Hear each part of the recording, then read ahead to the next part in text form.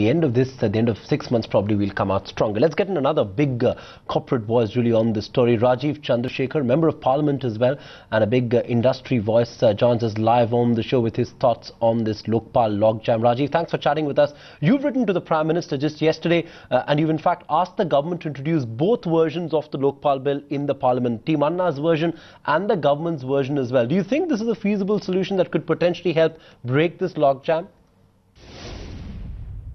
I think there is nothing that prevents it. I mean, it's really a question of, the Prime Minister wrote yesterday to Annaji that he will request the Speaker to allow this bill to be introduced as well.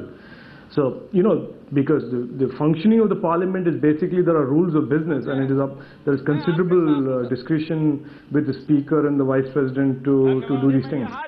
But Rajiv, there seems to be a bit of a trust deficit between the government and Team Anna, clearly, right? What the government could do to bridge this trust deficit is something we're still waiting to get a sense of. No, I think, look, I think the best thing that the government can do is is clearly signal that they are not obstructing or obfuscating or, in some ways coming in the way of a debate on the Jan Lokpal bill within Parliament. I think the most that the government can do, and this is to be fair to the government, is to introduce a Jan Lokpal bill in Parliament and have a debate about it.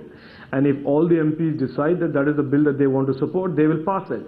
If on the other side, if MPs decide that they don't like that bill, they will push for amendments or not pass it. So I think that act by the government in saying, look, we will introduce this and the rest we will leave to Parliament and the members of Parliament. If they can do that without having to negotiate anything, that will signal to everybody that the government is interested in actually having a healthy, open, transparent debate about this bill in Parliament. Rajiv, you spoke about signal that the government could send, but what's the bigger signal that we are sending to the international community at large, foreign investors? Do we come across as a country that's in some sort of an unrest, or is this just a sign of a thriving democracy? I think both, Sandeep. I think the fact is that this has been a non-violent, apolitical movement is a strong signal that our democracy is alive and well, and people are aware of their rights, and people are willing to take a few days off and pressure their government to seek what they believe is right and seek the changes that they want. So I think on one end of the spectrum this is good. It signals that our democracy is well and people haven't gone to sleep. On the other hand, it clearly signals to investors that there is, while India remains a great market and a great long-term investment potential, there are some critical government governance, let's say reforms or dysfunctionalities that exist that basically lend itself to what you call country risk.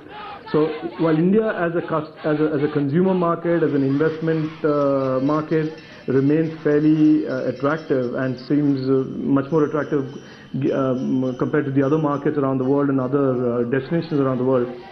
And the fact is this is signaling that there are some issues and you have to be very careful about how you do business in India. There are issues on regulatory bodies and how they behave themselves. There are issues relating to corporates and the good corporates and the bad corporates. So I think it just makes investors that much more careful about the investment decisions and not be as, let's say, reckless or one shoe fits all kind of a model that we saw in the last few years.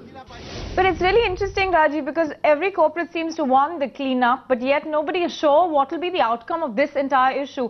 The larger issue, are these protests justified? If we allow this to happen, could another story emerge, another Anna sort of figure emerge within a matter of next few days, few months? In many ways, isn't the government being arm-twisted by Anna Hazare, certainly in a democracy?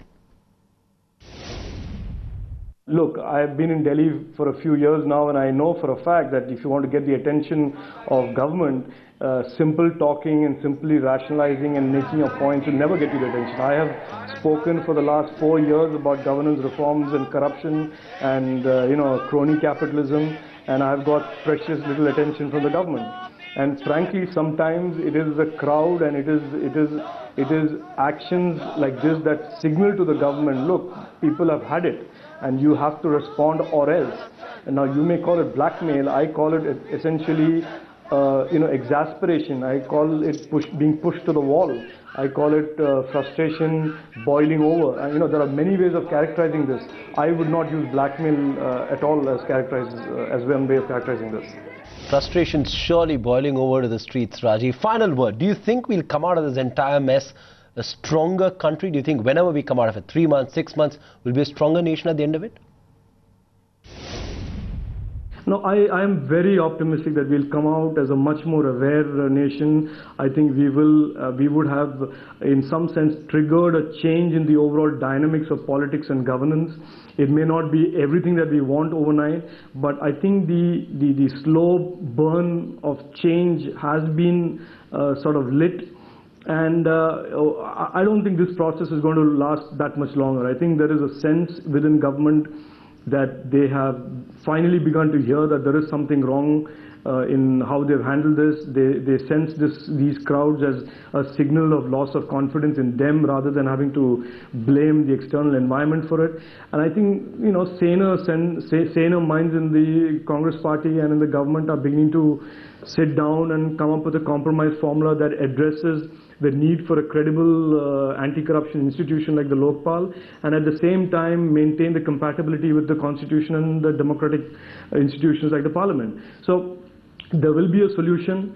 It will not be exactly what everybody wants, but it will be, in my opinion, a slow start, but a sure start to what I believe would be a change dynamics in politics and governance. Rajiv Chandrasekhar, you're a busy man, and I appreciate the fact that you took time out to join us live on the show right here on Business Tonight. Well,